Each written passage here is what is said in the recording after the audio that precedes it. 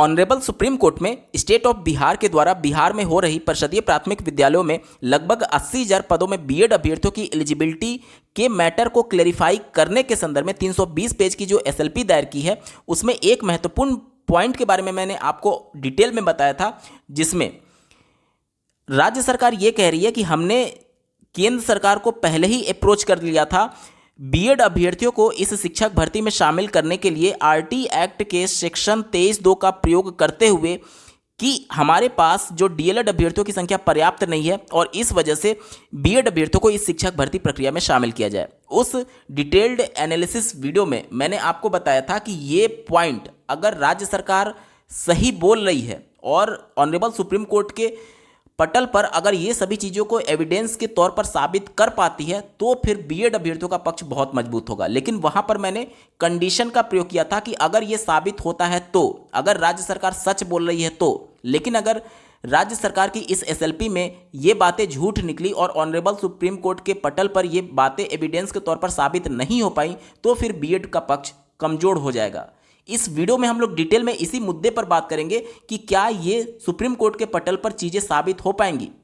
कुछ ऐसे डॉक्यूमेंट्स मैं आपके सामने प्रोड्यूस करूंगा, साथ ही साथ 16 पॉइंट जो कारण बताए गए हैं राज्य सरकार के द्वारा इस एसएलपी में कि क्यों बीएड अभ्यर्थियों को इस शिक्षक भर्ती में शामिल किया जाना चाहिए, उन पक्षों में भी कितनी मजबूती है, इसके बारे में भी डिटेल में एनालिसिस करने जा रहे हैं। अंत तक जुड़े रहिएगा। नमस्कार दोस्तों, मेरा नाम है नीरज, आप देख रहे हैं कैरियर बिट यूट्यूब चैनल। अगर आप इस चैनल पर पहली बार विजिट कर रहे हैं तो इसको सब्सक्राइब करते हुए बेल आइकन को प्रेस करना ना भूलें। डिटेल्ड एनालिसिस वीडियो में मैंने पहले ही इस पॉइंट को लेकर के संदेह जताया था कि राज्य सरकार इतने महत्वपूर्ण पॉइंट को 16 कारणों में सबसे अंतिम पर क्यों रख रही है, जबकि ये इतना महत्वपूर्ण पॉइंट था कि अगर ये राज्य सरकार साबित कर लेती तो इनकी नोटिफिकेशन कब जारी हुआ, सुप्रीम कोर्ट ने कब फैसला दिया, अन्य राज्यों में क्या चल रहा है, छत्तीसगढ़ मामले में ऑनरेबल सुप्रीम कोर्ट ने क्या फैसला दिया, इन सब का कोई महत्व ही नहीं रह जाता अगर ये पॉइंट राज्य सरकार प्रूफ कर लेती तो। और इनके द्वारा इसी पॉइंट को सबसे अंतिम में मेंशन किया गया 16वें नंबर पॉइंट पर, यानी इसको तवज्जो ही नहीं दिया है इन्होंने एसएलपी में, जबकि ये पॉइंट सबसे ज्यादा स्ट्रांग था। उस वीडियो में मैंने संदेह के कई कारण बताए थे कि क्यों मुझे संदेह है कि राज्य सरकार असफल हो जाएगी इसको सुप्रीम कोर्ट के पटल पे साबित करने के संदर्भ में। आरटी एक्ट के धारा 23 के उपधारा 2 जो कि एसएलपी में राज्य सरकार के द्वारा मेंशन किया गया है, उसका थोड़ा सा बैकग्राउंड आप समझिए। आरटी एक्ट 2009 हमारे देश में संसद से कानून पास होकर के पूरे देश भर में प्रभावी होता है 1 अप्रैल 2010 को। 1 अप्रैल 2010 के बाद से एमएचआरडी मिनिस्ट्री द्वारा एनसीटी को निर्देशित किया जाता है कि आप आरटी एक्ट के प्रावधानों को ध्यान में रखते हुए मिनिमम एलिजिबिलिटी तय करिए प्राइमरी और अपर प्राइमरी के लिए, और उसमें प्राथमिक में बीएड अभ्यर्थियों को शामिल नहीं किया जाता है, जो 23 अगस्त 2010 का एनसीटी का गजट नोटिफिकेशन है। चूंकि 23 अगस्त 2010 को पहली बार देश में ये चीज़ें डिसाइड हो रही थी कि प्राथमिक में कौन जाएगा, अपर प्राइमरी में कौन जाएगा, क्योंकि उससे पहले जो भर्तियां होती थी आप देखे होंगे कि उसमें बीएड को भी शामिल किया जाता था, क्योंकि उस समय उस प्रकार का कोई गाइडलाइन था ही नहीं। 2009 में जब आरटी एक्ट आया और उसके बाद ही चीज़ें डिसाइड हुई कि प्राथमिक में कौन एलिजिबल होगा, अपर प्राइमरी में कौन एलिजिबल होगा।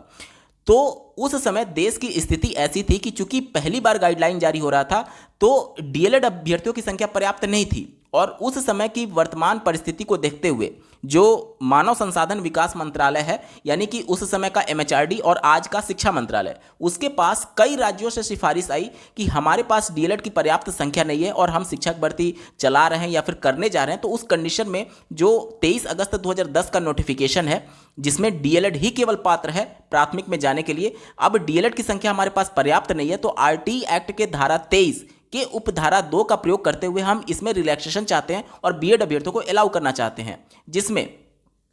राज्य सरकार के इस प्रार्थना पत्र पर एमएचआरडी मिनिस्ट्री एक राजपत्र जारी करता है 10 जून 2011 को। ध्यान से समझिएगा, पूरा बहुत महत्वपूर्ण मैं पॉइंट बता रहा हूं, जिसमें पहला राज्य पश्चिम बंगाल है जो कि रिलैक्सेशन चाहता है, और इसी गजट नोटिफिकेशन में बिहार सरकार का भी जिक्र किया गया है, यानी कि उस समय बिहार राज्य सरकार ने भी रिलैक्सेशन के लिए अप्लाई किया था और एमएचआरडी मिनिस्ट्री के माध्यम से उनको अप्रूवल दिया गया था। पूरे पॉइंट को मैं ध्यान से पढ़ रहा हूं, आप लोग ध्यान से समझिएगा तभी पूरे मामले को आप समझ पाएंगे। यहां पर मेंशन किया गया, जबकि बिहार सरकार ने 1 मार्च 2011 के अपने पत्र द्वारा 25 अगस्त 2010 को भारत के राजपत्र में प्रकाशित अधिसूचना द्वारा निर्धारित न्यूनतम योग्यता मानदंडों में छूट देने के लिए केंद्र सरकार को प्रस्ताव प्रस्तुत किया है। जबकि केंद्र सरकार ने आरटी अधिनियम धारा 23 की उपधारा 2 के अंतर्गत छूट देने हेतु बिहार राज्य सरकार के प्रस्ताव पर विचार किया है। आगे पढ़िए। अतः आरटी अधिनियम की धारा 23 की उपधारा 2 द्वारा प्रदत्त शक्तियों का प्रयोग करते हुए केंद्र सरकार एतत् द्वारा कक्षा 1 से 8 से संबंधित दिनांक 25 अगस्त 2010 को भारत के राजपत्र में प्रकाशित अधिसूचना संख्या में एनसीटी द्वारा अधिसूचित न्यूनतम अध्यापक योग्यता मानदंडों में बिहार सरकार को छूट देती है, जो कि निम्न के अनुसार होगा।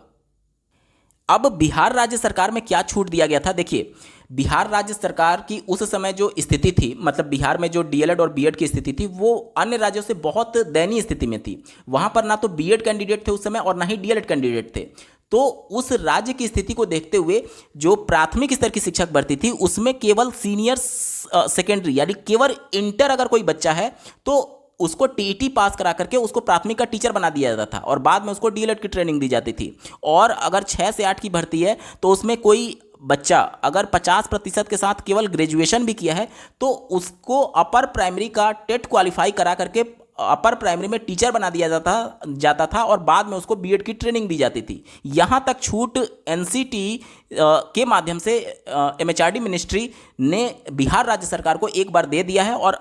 अंतिम पॉइंट देखिए क्या मेंशन किया गया है। इस अधिसूचना में विनिर्दिष्ट छूट एक बार दी जाएगी तथा राज्य सरकार को धारा 23 की उपधारा 2 के अंतर्गत आगे कोई छूट नहीं दी जाएगी। ये लाइन बहुत महत्वपूर्ण है 7वां, यानी कि इस प्रकार की छूट राज्य सरकार पहले ही ले चुकी है 2011 में और एमएचआरडी मिनिस्ट्री अपने गजट नोटिफिकेशन में साफ शब्दों में मेंशन किया है कि अब राज्य सरकार को इस प्रकार की दोबारा छूट नहीं दी जाएगी, आगे कोई भी छूट नहीं दी जाएगी। यानी अब आप खुद सोचिए कि जब एमएचआरडी मिनिस्ट्री के भारत के राजपत्र में ये बातें मेंशन की गई हैं कि बिहार राज्य सरकार को अब सेक्शन 23(2) के अंतर्गत कोई भी छूट नहीं दी जाएगी, तो फिर ये किस प्रकार के छूट की बात कर रहे हैं जिसके अंतर्गत इन्होंने बीएड को अलाउ किया है। तो पहला तो पॉइंट ये हो गया कि राज्य सरकार यहाँ पर अगर वो एमएचआरडी मिनिस्ट्री का गजट अगर सही है तो फिर राज्य सरकार फिर यहाँ नहीं कि झूठ बोल रही है। इसके अलावा जो अन्य कारण बताए गए हैं उन सभी में कितना दम है इसके बारे में भी एक बार एनालिसिस कर लेते हैं। अन्य कारणों में इन्होंने ये बताया कि अगर बीएड अभ्यर्थियों को शामिल नहीं किया गया तो ये जो इंटायर प्रोसेस है, एक्सरसाइज है, वो डिले होगा और इससे बहुत सारी याचिकाएं दायर होंगी और फ्रेश रिक्रूटमेंट में बाधा उत्पन्न होगी। तो यहाँ पर केवल डिले ना हो इस वजह से बीएड अभ्यर्थियों को शामिल करने की पैरवी राज्य सरकार कर रही है, जो कि कहीं पर भी नहीं टिकता है। क्योंकि देखिए यहाँ पर मेरिट के आधार पर ऑनरेबल सुप्रीम कोर्ट ने बीएड अभ्यर्थियों को प्राथमिक में अपात्र घोषित कर दिया है और केवल डिले ना हो। अगर इस प्रकार से आप देखेंगे तो बिहार में जो पिछली भर्ती हुई थी 4-5 साल पहले हुई थी, तो 4-5 साल तक राज्य सरकार शिक्षक भर्ती को लेकर के गंभीर नहीं हुई और अब 1-2 महीने में जब ये मामला सुप्रीम कोर्ट से डिसाइड हो जाएगा उसको लेकर के डिले ना हो, इसलिए बीएड को इंटरिम रिलीफ देते हुए शिक्षक भर्ती में शामिल कराने की बात की जा रही है। क्या ये कहीं से भी तर्कसंगत लगता है? क्या ये पॉइंट कहीं पर भी टिकेगा सुप्रीम कोर्ट में? अगर डिले को लेकर के इतना ही चिंता होता तो 4 साल 5 साल से जब वैकेंसी नहीं आ रही थी तो वैकेंसी में और पहले निकाल दी रहती राज्य सरकार। ये पॉइंट राज्य सरकार का कहीं पर भी टिकने वाला नहीं है। इसके बाद से इन्होंने ये कहा है, देखिए अपने इस एसएलपी में, कि जो इनका टीचर रिक्रूटमेंट प्रोसेस है वो लगभग कॉन्क्लूड हो चुका है, जो कि पूरी तरीके से इन्होंने गलत सूचना दी है। पूरी तरीके से कॉन्क्लूड हो चुका है, ऑलमोस्ट कंक्लूड हो चुका है, यानी लगभग समाप्त हो चुका है, सिर्फ रिजल्ट जारी करना बाकी है, इन्होंने कहा है। और इन्होंने ये कहा है कि जो डॉक्यूमेंट का वेरिफिकेशन है कैंडिडेट का वो ऑलमोस्ट वेरीफाइड हो चुका है, जो कि गलत सूचना इनके द्वारा दी गई है। डॉक्यूमेंट वेरिफिकेशन प्राइमरी का नहीं हुआ है, वो सिर्फ माध्यमिक और उच्च माध्यमिक का हुआ है। प्राइमरी का डॉक्यूमेंट वेरिफिकेशन अभी भी बाकी है। एक कारण इनके द्वारा ये बताया गया है कि चूंकि इनका जो रिक्रूटमेंट प्रोसेस था वो ऑलरेडी अंडरवे था, यानी कि ऑलरेडी शुरुआत हो चुका था, और अगर इस प्रकार के मामले में बीएड को अब निकाला जाता है तो ये बहुत सारी चीज़ों को अफेक्ट करेगा और बहुत सारे लिटिगेशंस यानी बहुत सारी मुकदमेबाजी को प्रेरित करेगा और इसलिए बेवजह डिले होगा। इसलिए बीएड अभ्यर्थियों को इस शिक्षक भर्ती में अपॉइंट किए जाने के लिए राज्य सरकार ने पैरवी की है। ये पॉइंट ऑलरेडी उन्होंने दूसरे चीज़ों के तौर पर उन्होंने मेंशन की हुई है, मतलब एक ही बात को दो तरीके से उन्होंने मेंशन किया हुआ है। इसके अलावा अगर आप देखेंगे तो इन्होंने ये कहा है कि अगर शिक्षक भर्ती में डिले होता है और कॉम्प्लिकेशंस आती हैं इस शिक्षक भर्ती में, तो ये इंटेंट और जो ऑब्जेक्ट है आरटी एक्ट का उसके अगेंस्ट में जा रहा है कि शिक्षक भर्ती डिले हो रही है। अब आप खुद सोचिए, 4-5 साल से जब भर्ती नहीं आ रही थी तब आरटी एक्ट का ऑब्जेक्ट था वो इससे प्रभावित नहीं हो रहा था, लेकिन कुछ समय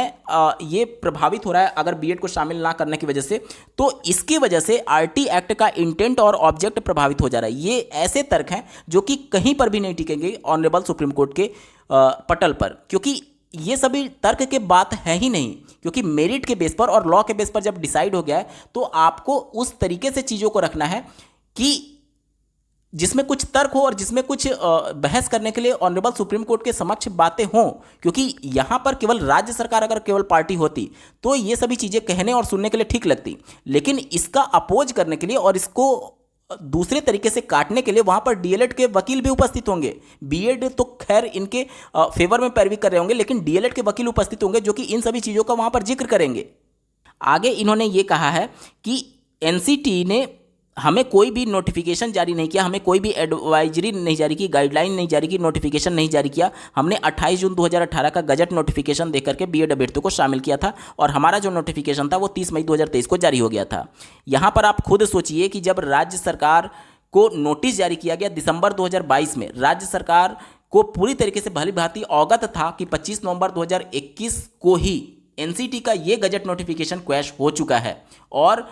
राज्य सरकार की ये जिम्मेदारी थी कि जब डीएलएड अभ्यर्थी नोटिफिकेशन जारी होने से पहले उनको अवगत कराए थे ज्ञापन देने के माध्यम से, तो राज्य सरकार ने ये लापरवाही की कि उन्होंने इस भर्ती प्रक्रिया को ऑनरेबल सुप्रीम कोर्ट के जजमेंट के अधीन नहीं रखा, जबकि उनको इन सभी बातों का ज्ञान था, संज्ञान था कि ऑलरेडी सुप्रीम कोर्ट में मामला विचाराधीन है और इस भर्ती प्रक्रिया पर इसका भविष्य में जाकर के असर पड़ सकता है। राज्य सरकार ने इस मुद्दे को इग्नोर कर दिया और नोटिफिकेशन में इसका जिक्र नहीं किया। साथ ही साथ यहाँ पर राज्य सरकार अपने एसएलपी में ये कह रही है कि अगर इसमें बीएड अभ्यर्थियों को एक्सक्लूड किया जाता है, यानी उनको शिक्षक भर्ती में शामिल नहीं किया जाता है, तो इससे जो टीचर पीपल रेशियो है यानी कि छात्र शिक्षक अनुपात है वो आरटी एक्ट के मानक के हिसाब से विपरीत हो जाएगा, इसके उलट हो जाएगा और इस वजह से बीएड अभ्यर्थियों को शामिल किया जाए। अब आप खुद सोचिए, क्या ये पॉइंट सुप्रीम कोर्ट के पटल पर रखने लायक है? यहाँ पर सुप्रीम कोर्ट में जब ये मामला जाएगा तो जो डीएलएड के वकील है वो ये भी तो कह सकते हैं ना कि आने वाले महीने में, इसी महीने में शिक्षकों के लगभग 70,000 पदों पर विज्ञापन राज्य सरकार जारी करने जा रही है। तो उसमें जो अगर मान लीजिए आपको ये लगता है कि बीएड को बाहर करने से सभी सीटें नहीं भर पा रही हैं, तो उसका एक और नोटिफिकेशन इसी महीने जारी कर दीजिए जो 70,000 पद आ रहे हैं। तो जो भी आपका छात्र शिक्षक अनुपात है वो आपका, अगर वाकई में आप इतने सीरियस थे तो 4-5 साल से आप वैकेंसी क्यों नहीं दे रहे थे? सबसे बड़ी बात यह है। दूसरा ये है कि जब अन्य पोस्ट के लिए वैकेंसी आ रही है इसी महीने, तो फिर प्राइमरी में अगर सीटें नहीं भर पा रही हैं बीएड को निकालने की वजह से, तो फिर नया नोटिफिकेशन निकाल दीजिए। ये सब ऐसे पॉइंट मेंशन किए गए हैं जिसमें बिल्कुल दम ही नहीं है।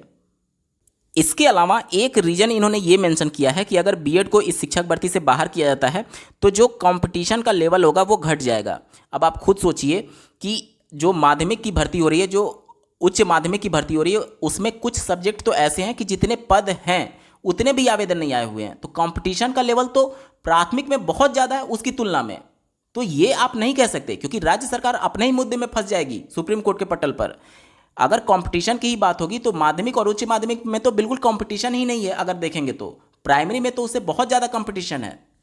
इसके अलावा एक महत्वपूर्ण पॉइंट ये मेंशन किया गया है कि जो छत्तीसगढ़ की शिक्षक भर्ती का मामला था और बिहार की शिक्षक भर्ती बिल्कुल सिमिलर मैटर बताया जा रहा है, जबकि ये बात बिल्कुल झूठ है। जो छत्तीसगढ़ का मामला है वो बिहार से बहुत एडवांस लेवल पर आगे चल रही थी। कैसे, ध्यान से समझिएगा। जब सुप्रीम कोर्ट का फैसला आया तब बिहार की शिक्षक भर्ती में केवल नोटिफिकेशन जारी हुआ था और केवल प्री एडमिट कार्ड जारी हुआ था। 10 तारीख को प्री एडमिट कार्ड बीपीएससी की ऑफिशियल वेबसाइट पर आ चुका था, ठीक है, और 11 तारीख को जजमेंट आया। लेकिन बिहार में देखिए केवल अभी नोटिफिकेशन जारी हुआ था और केवल प्री एडमिट कार्ड जारी हुआ था, फाइनल एडमिट कार्ड तक भी जारी नहीं हुआ था। लेकिन छत्तीसगढ़ वाले मामले में आप देखेंगे तो 11 अगस्त के जजमेंट से पहले वहां पर नोटिफिकेशन जारी हो जाता है शिक्षक भर्ती के लिए, परीक्षा हो जाती है, रिजल्ट भी जारी हो जाता है और काउंसलिंग प्रक्रिया भी आगे प्रोसीड हो रही होती है और उसके बीच में फैसला आता है। उसके बाद से कैंडिडेट जो डीएलएड वाले होते हैं वो माननीय हाईकोर्ट में चले जाते हैं और माननीय हाईकोर्ट ने बीएड अभ्यर्थियों की काउंसलिंग प्रक्रिया पर रोक लगा देती है 11 अगस्त के फैसले को ध्यान में रखते हुए। उसके बाद बीएड कैंडिडेट सुप्रीम कोर्ट में जाते हैं और वहां पर चीज़ें बिल्कुल एडवांस लेवल पर थी और बिल्कुल अंतिम स्तर पर थी, क्योंकि काउंसलिंग के लिए शेड्यूल जारी हो गया था बीएड को बाहर करते हुए। इस वजह से वहां पर चूंकि अंतिम स्टेज था, इस वजह से सुप्रीम कोर्ट ने वहां पर रिलैक्सेशन दिया था। लेकिन आप इसको बिहार की शिक्षक भर्ती से कंपेयर कर रहे हैं, यहां पर यह अंतिम स्टेज में नहीं है। अभी यहां पर आप देखेंगे तो ना तो अभी अभ्यर्थियों का रिजल्ट जारी हुआ है और जब फैसला आया था उस समय फाइनल एडमिट कार्ड तक नहीं जारी हुआ था, परीक्षा भी नहीं हुआ था, रिजल्ट तो अभी भी नहीं जारी हुआ है और ना ही काउंसलिंग का कोई शेड्यूल जारी हुआ था। तो आप इन दोनों भर्तियों को तुलना नहीं कर सकते, दोनों सिमिलर नहीं है। एक एडवांस लेवल में था जो कि छत्तीसगढ़ की भर्ती का मामला था और बिहार की भर्ती का मामला बिल्कुल इनिशियल स्टेज में था। अभी ना तो फाइनल एडमिट कार्ड जारी हुआ था और ना ही परीक्षा हुई थी, ना ही रिजल्ट घोषित हुआ था। रिजल्ट तो अभी भी घोषित नहीं है। सिमिलर बताने का सिर्फ और सिर्फ एक मतलब था कि ऑनरेबल 3 जस्टिस के द्वारा जो फैसला दिया गया उसमें से एक जो ऑनरेबल जस्टिस थे वो जो 11 अगस्त का फैसला दिया गया था उसमें वो कॉमन थे। आप देखेंगे कि 11 अगस्त वाले फैसले को ज़्यादा तरहीज दी जाती इस एसएलपी में, तो फिर ये मामला ऑनरेबल जस्टिस जो कि 11 तारीख को फैसला दिए थे या फिर ऑनरेबल 3 जस्टिस जिसमें 11 तारीख के फैसले वाले जज कॉमन थे, उनके बेंच में ये केस लिस्ट होता। और चूंकि उन्होंने पहले ही इसको 11 अगस्त के फैसले के हिसाब से डिसाइड कर दिया था तो फिर वो यही फैसला देते, इसलिए इसको सिमिलर बता करके, जबरदस्ती सिमिलर बता करके उस बेंच में लिस्ट किया गया जो कि छत्तीसगढ़ मामले में ऑनरेबल जस्टिस ने फैसला दिया था, ताकि जिस प्रकार से छत्तीसगढ़ मामले में अंतिम स्टेज बता करके बीएड अभ्यर्थियों को अंतरिम राहत मिली, उसी प्रकार से राज्य सरकार चाहती है कि बीएड अभ्यर्थियों को अंतरिम राहत मिल जाए इस भर्ती को अंतिम स्टेज पर बता करके। और इसीलिए इन्होंने कुछ आंकड़ों को गलत तरीके से प्रस्तुत किया कि बिल्कुल लास्ट स्टेज में है, डॉक्यूमेंट वेरिफिकेशन हो गया, जबकि सबके समक्ष है कि डॉक्यूमेंट वेरिफिकेशन अभी तक नहीं हुआ है। अगर पूरे वीडियो को मैं समराइज करूं तो इस पूरे 16 पॉइंट जो कि राज्य सरकार ने प्रस्तुत किया है उसमें सिर्फ और सिर्फ 2 पॉइंट महत्वपूर्ण है। पहला कि इनकी भर्ती प्रक्रिया का नोटिफिकेशन पहले आ गया था, अब ये ऑनरेबल सुप्रीम कोर्ट के द्वारा डिसाइड होगा कि जजमेंट जो है वो किस डेट से लागू होगा। लेकिन आपको ये भी नहीं भूलना है कि जब ये नोटिफिकेशन जारी हुआ तब श्री भगवान कृष्ण ने इसको पहले ही चैलेंज कर दिया था और उसी के मामले में ऑनरेबल 3 जस्टिस के द्वारा फैसला दिया गया है। तो आप ये नहीं कह सकते कि नोटिफिकेशन के बाद फैसला आया तो ये प्रभावित नहीं होगा। क्यों नहीं होगा या फिर क्यों होगा? क्योंकि जब नोटिफिकेशन आया उसके तुरंत बाद अभ्यर्थी ने इस पूरी भर्ती प्रक्रिया और बिहार का जो सर्विस रूल है उसको, और साथ ही साथ जो एनसीटी का 28 जून 2018 का गजट नोटिफिकेशन था उसको चैलेंज कर दिया था। साथ ही साथ 11 अगस्त का जो जजमेंट आया उसमें 2022 में ही जो एनसीटी का गजट नोटिफिकेशन है और जो स्टेट गवर्नमेंट है उसको रिस्पोंडेंट बनाते हुए, एनसीटी को रिस्पोंडेंट बनाते हुए अभ्यर्थियों ने सुप्रीम कोर्ट का दरवाजा खटखटाया था, जो कि ये याचिका टैग हो गई थी श्री देवेश शर्मा जी की याचिका में। यानी कि वो ऑलरेडी बिहार भी वहां पर टैग हो चुकी थी और बिहार भी उसमें कहीं ना कहीं पार्टी थी। आप देख करके समझ पाएंगे, क्योंकि नोटिस बिहार राज्य सरकार को इशू हुआ था 2022 में। भले ही इन्होंने आंसर काउंटर फाइल किया हो ना किया हो वो अलग मैटर है, लेकिन राज्य सरकार को नोटिस इशू हुआ था। यानी राज्य सरकार इन सभी चीजों से अवगत थी और अब सुप्रीम कोर्ट के पटल पर जाकर के झूठ नहीं बोल सकती कि हम इन सभी चीजों से संज्ञान में मेरे नहीं था, इस वजह से ये सभी चीजें हुई। तो ये सभी चीजें इग्नोर की गई या फिर जानबूझ करके गलती की गई, ये राज्य सरकार को सुप्रीम कोर्ट में जवाब देना होगा। तो पहला पॉइंट जो कि स्ट्रांग हो सकता है, जिस पर बहस करने लायक जो पॉइंट है वो यही है कि नोटिफिकेशन के बाद फैसला आया। और दूसरा जो बहस करने का विषय होगा वो सिर्फ और सिर्फ जो सेक्शन 23(2) का जिक्र किया गया है इस एसएलपी में, उस पर जिक्र होगा। फैसला सुनाते समय उस पर एक तरीके से विशेष तौर पर सुप्रीम कोर्ट में बहस होगा। लेकिन मैंने आपको दिखा दिया कि राज्य सरकार ने इस प्रकार के छूट का पहले ही इस्तेमाल कर लिया है और एमएचआरडी मिनिस्ट्री के द्वारा जो भारत का राजपत्र जारी किया गया उसमें साफ शब्दों में मेंशन किया है कि बिहार राज्य सरकार को अब भविष्य में इस प्रकार की छूट नहीं दी जाएगी। यानी कि राज्य सरकार इस एसएलपी में जो बातें मेंशन की हैं वो या तो गुमराह की गई है या तो जानबूझ करके झूठ लिखी गई है। अब आप कमेंट करके बता सकते हैं कि क्या आपको लगता है इस केस में क्या हो सकता है। इस वीडियो को देखने के लिए आपका बहुत बहुत धन्यवाद। भगवान करे आपका दिन शुभ हो।